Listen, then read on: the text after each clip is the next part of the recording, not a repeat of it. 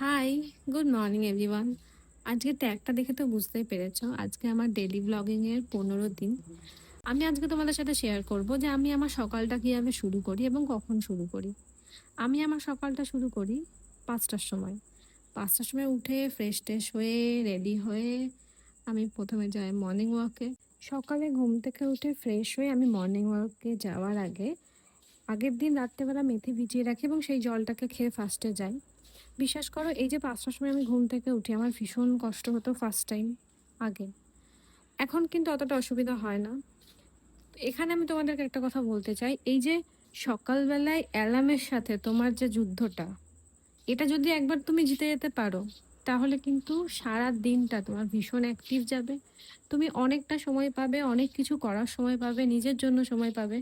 তবে অবশ্যই একটা কথা তোমাদেরকে বলবো, সকালবেলা ঘুম থেকে উঠে কিন্তু প্লিজ ফোন ঘাঁটতে বসে যাবে না, অ্যাক্টিভ কিছু করো। মর্নিং ওয়াক থেকে এসে আমি প্রথমে 1 গ্লাস গরম জল খাই এবং ফ্রেশ হয়ে নিই।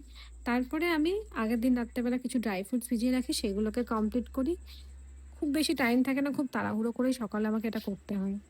চলো আজকের মতো টাটা, দেখা হবে কালকে আবার ভিডিওতে। টাটা।